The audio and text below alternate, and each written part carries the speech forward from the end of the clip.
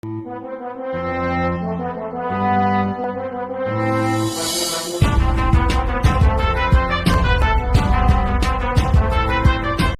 की स्टार्टिंग में हम देखते हैं कि लैंस किसी बिथ नाम के बंदे से लड़ रहा होता है। लैंस अपने ग्रेवियल मैजिक का इस्तेमाल करता है जिससे कि वो बंदा जमीन पे गिर जाता है। बीथ जमीन पे गिरते ही बस एक मिट्टी का ढेर बन जाता है।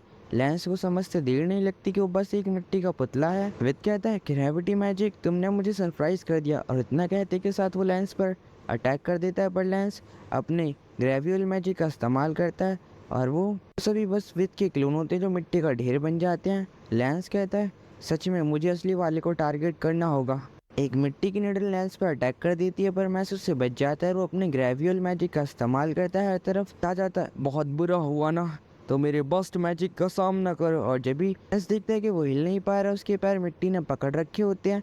और जब भी लैंस उन अटैक्स को डॉश नहीं कर पाता और उसके ऊपर सारे अटैक्स लग जाते हैं जिससे कि वो जख्मी हो जाता है। विथ लैंस की बेइज्जती करते हुए कहता है मुझे यकीन नहीं हो रहा तुम क्राउन फैमिली के हो। हाँ, शायद तुम्हें मैजिलुपुस को ज्वाइन करना चाहिए जिससे कि तुम स्ट्रांग बन सको। एल्डरडॉम में बस सारी के सारी कमज़ोर हैं, पर मैजिलुप्स सच में कमाल का है। वो हमें हाई एजुकेशन देता है और हमारी ग्रोथ के लिए सब कुछ करता है। एल्डर वाले बस नाकारा और किसी काम के नहीं होते। एक पर्सन को स्ट्रांग बनने के लिए उसका एनवायरनमेंट के लोग भी उसकी तरह ही होने चाहिए। पर एल्डरडॉम के सभी लोग कमज़ोर हैं और मैजिलुप सच में कमाल का है क्योंकि वो हमारे टैलेंट को उभारता है और हमें पावरफुल बनाता है। लैंस जवाब में कहता है क्या कहा तुमने? एनवायरनमेंट? तो तुम्हें पता है इस एनवायरनमेंट में मैं तुमसे ज़्यादा पावरफुल हूँ। अगर मैं तुम्हें अपने नजरिए से देखूँ तो तुम एक सेकंड रेट के कैरेक्टर हो। क्या तुमने मुझे भी सेकंड रेट कहा? तो मैं तुम्हें अपनी असली पावर दिखाता हूँ। पर जब लैंस उसके ऊपर दोबारा ग्रेविटी मैजिक का इस्तेमाल करता है जिससे कि विथ काफ़ी तेज़ी से दीवार की तरफ बढ़ने लगता है और वो कहता है शुक्र है मैंने अपने मैजिक का इस्तेमाल इन वॉल्स पर भी किया था। और जब भी वो वॉल्स मिट्टी की बनी होती हैं जिससे कि अभी तो उनके अंदर चले जाता है और वो कहता है ये एनवायरनमेंट मिट्टी का है इसीलिए मुझे यहाँ पर कोई नहीं हरा सकता। तुम भी नहीं लैंस, तुम बस मेरे सामने कमज़ोर कीड़े हो। पर जब भी अचानक से वहाँ पे काफ़ी ज़्यादा पत्थर आने लगते हैं जो लैंस ने उस पर अटैक किया होता है, उसकी चोट भी लग जाती है जिसे देख के वो काफ़ी हैरान होता है, सोच में पड़ जाता है। लैंस कहता है देखा ना, तुमसे ज़्यादा ताकतवर हूँ मैं इस इन्वायरमेंट में। तुम्हें पता है मैं हर इंसान से सुपीरियर हूँ क्योंकि मैं जन्म से ही एक टू लाइनर हूँ और जो टू लाइनर्स होते हैं वो काफ़ी ज़्यादा पावरफुल होते हैं। और मुझे एजुकेशन भी एक बेस्ट डॉम से मिली है जो सबसे ज़्यादा अच्छा है और इसीलिए तुम मुझे नहीं हरा सकते। तुम बस मेरे सामने कमज़ोर से इंसान हो। तुम्हें पता है मैं किस चीज़ का इस्तेमाल करने वाला हूँ? इससे मेरी पावर बहुत ज़्यादा बढ़ जाएगी और मैं तुम्हें आराम से हरा दूंगा। और ये हर मैजिलुपुस के मेंबर को मिलता है। तो ये साबित होता है कि हम पूरी तरह से मैजिलुपुस के लायक। जैसे ही वो इसे पीता है उसके अंदर की पावर बहुत ज़्यादा बढ़ जाती है और उसके अंदर से एक ईवल ऑरा निकल रहा होता है। और जब भी वो मैड्रॉस सेकंड का इस्तेमाल करता है इसके अगले ही पल एक मैड्रॉस डेविलोस उसके सामने आ जाता है। वो कहता है तुम्हें पता है ये मेरा सबसे पावरफुल मैजिक है, इसे सिर्फ टू लाइनर्स ही इस्तेमाल कर सकते हैं। और इसके बाद वो कहता है मैंने इसे सीखने के लिए पता है कितनी मेहनत की है। मैंने अपनी एजुकेशन को सबसे आगे रखा। मैंने यही सीखा कि जो इस दुनिया में सबसे ज़्यादा ताकतवर है उसे इस दुनिया में रहने का हक है। और मेरे क्रिएटर ने हमेशा से मुझे डांटा है, वो मुझे स्ट्रॉन्ग बनाना चाहते हैं और मैं उनकी एक्सपेक्टेशंस को नहीं तोड़ना चाहता। डावलोस इसे ख़त्म कर दो अभी। वो बड़ा सा डीमन लैंस के ऊपर अटैक कर देता है पर लैंस उसे डॉज करने में कामयाब हो जाता है और वो कहता है लैंस कहता है तुम मुझे शायद कमज़ोर समझने की गलती कर रहे हो। और लैंस ग्रेवियोल सेकंड का इस्तेमाल करते हैं। मैजिक पिलर्स आना स्टार्ट हो जाते हैं और जो कि उस डेवलॉस को चारों ओर से घेर लेते हैं। अब डेवलॉस बिल्कुल भी हिल नहीं पा रहा होता जिसे देखकर विद कहता है सच में इसने डेवलॉस को हिलने से रोक दिया है, ये काफ़ी स्ट्रॉन्ग है। क्या तुम देखना चाहोगे इन ग्रेविटी पिलर्स की पावर?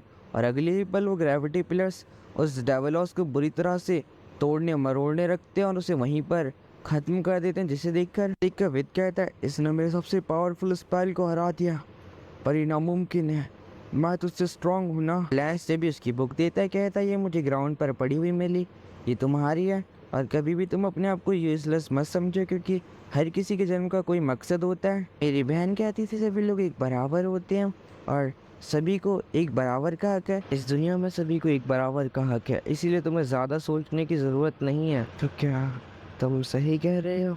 हम अगली सीन में देखते हैं मास और अभी सामने सामने होते हैं।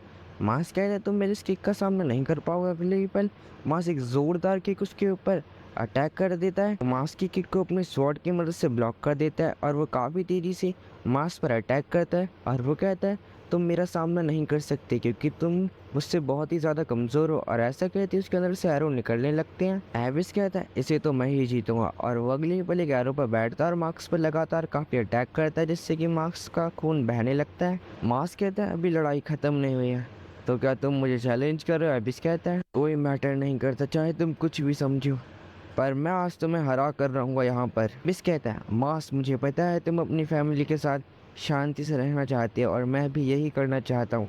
हम दोनों के रीजंस बिल्कुल सिमिलर हैं और तुम मुझे इस लड़ाई में अपना बेस्ट दिखाओगे, है ना। तुम्हें पता है ये क्या है, ये एक ऐसा डिवाइस है जो मैजिकल पावर को ड्रेन करता है जिससे कि तुम्हारी दोस्त की सारी पावर 30 मिनट में ख़त्म हो जाएंगी और वो भी एक नॉर्मल इंसान बन जाएगी बिल्कुल तुम्हारी तरह। ये अच्छा नहीं है। मास कहता है मैं सच में तुम्हारा चेहरा देखना चाहता हूँ सीरियसली। एबिस कहता है तुम लड़ना चाहते हो। मास पर लगातार अटैक करने लगता है। मास कहता है ये कितना तेज़ है। मास उसे देख नहीं पा रहा होता है एबिस को, वो इतना तेज़ी से अटैक कर रहा होता है और एक स्वॉर्ड मास के पेट में जा लगती है। एबिस अपनी स्वॉर्ड को निकालने की कोशिश करता है, वो निकाल नहीं पा रहा होता है क्योंकि मास ने अपने मसल को काफ़ी ज़्यादा टाइट कर लिया होता है। मास कहता है पकड़ लिया और जब भी वो उसे इसके कॉलर से उठाता है और कहता है मैं तुम्हें अपनी मसल की पावर दिखाता हूँ और अगले ही पल मास अपने हैड से एबिस के सर पर बहुत ही तेज़ अटैक करता है जिससे कि एबिस का मास्क टूट जाता है और हम एबिस को देखते हैं जो कि दिखने में थोड़ा अजीब सा होता है। मास कहता है ये तुम्हारी आँख रेड क्यों है। एबिस जवाब देते हुए कहता है इसे ईवल आई बुलाते हैं और ये दूसरों की पावर को ब्लॉक कर देती है, इसीलिए मेरे खिलाफ कोई भी मैजिक इस्तेमाल नहीं कर पाता। मास कहता है मेरे पास तो मैजिक नहीं है उदास होते हुए, एक नेचुरली है, तुम्हारे पास स्ट्रेंथ है, भले ही तुम्हारे पास मैजिक ना हो तुम पावरफुल हो। मास ठीक है मास, अब लड़ाई को कंटिन्यू करते हैं, देखते हैं हम दोनों में से ज़्यादा पावरफुल कौन है। आज इस बात का फैसला हो ही जाएगा। जब भी एबिस अपनी सेकंड पावरफुल मैजिक का इस्तेमाल करता है, जब भी वहाँ पर एक फोर्स फील्ड बैरियर क्रिएट हो जाता है। मास देखता है कि उसके ऊपर एक लोअर एरो आ चुका होता है जिसे देख के वो थोड़ा कंफ्यूज होता है और जब भी वो अपने आसपास देख तो उसकी स्पीड काफ़ी कम हो चुकी होती है और जब भी हम देखते हैं कि एबिस उस पर जब तक काफ़ी सारे अटैक कर चुका है जिससे कि मार्क्स को काफ़ी ज़्यादा चोट आती है। एबिस कहता है तुम्हें पता है इन एरोस का मतलब क्या है, तुम्हारी सारी स्पीड मेरे अंदर आ रही है, इसका मतलब ये है कि मैं तुमसे ज़्यादा तेज़ हूँ यहाँ पर। और एबिस ऐसा कहते ही मार्क्स पर जाता है और बहुत सारे अटैक्स की बारिश कर देता है जिन्हें मार्क्स उसका सामना बिल्कुल नहीं कर पाओगे। मार्क्स और एबिस मार्क्स पर एक और अटैक करने जा रहा होता है काफ़ी खतरनाक, पर जब भी एबिस देखता है कि मार्क्स ज़मीन पर एक ज़ोरदार पंच मार जिससे कि ज़मीन में काफ़ी बड़ा गड्ढा फॉर्म हो जाता है और मार्क्स इसी का फ़ायदा उठा के काफ़ी तेज़ी से एबिस के करीब आ जाता है और एक ज़ोरदार पंच एबिस पे मारते हैं, पर एबिस अपनी स्वॉर्ड से उसे रोक लेता है पर उसकी स्वॉर्ड भी टूट जाती है। एबिस कहता है इसने मेरी स्पीड कम करने के लिए ऐसा किया। एबिस एबिस से भी काफ़ी ज़्यादा हैरान हो जाता है क्योंकि मास ने उसके पैर के ऊपर अपना पैर रखा होता है। मास कहता है मैंने तुम्हें आखिरकार दूसरी बार पकड़ लिया। एबिस ये सुन के हैरान होता है पर मास जब भी से एक ज़ोरदार पंच मारता है जिससे कि एबिस बैरियर को तोड़ता हुआ बाहर दीवार से जा टकराता है, भी ज़मीन की तरफ गिर रहा होता है पर मास उसे एक ज़ोरदार किक मारता है जिससे कि एबिस के मुंह से काफ़ी ज़्यादा खून बहने लगता है। एबिस भी हार ना मानते हुए दोबारा अपने आरों पर बैठकर मास पर अटैक करता है और मास उसके अटैक को ब्लॉक करने में कामयाब हो जाता है। फिर एक जोरदार पंच मारता है मास जिससे कि एबिस दूर जाकर एक पिलर से टकराता है। मास एबिस को हवा में ले जाता है और वहाँ से उसे काफ़ी तेज ज़मीन पर फेंक देता है जिससे कि वहाँ पे एक बहुत बड़ा ब्लास्ट होता है जिसकी वजह से एबिस की हालत काफ़ी ज़्यादा ख़राब हो चुकी होती है और वो उठ नहीं पा रहा होता है। वो कहता है क्या सच में मैं इतना बेकार हूँ। एबिस इसके बाद उठ नहीं पा रहा होता है। वो कहता है कोई भी मुझसे प्यार नहीं करता, क्या मैं एक नॉर्मल बच्चे की तरह जन्म नहीं ले सकता था।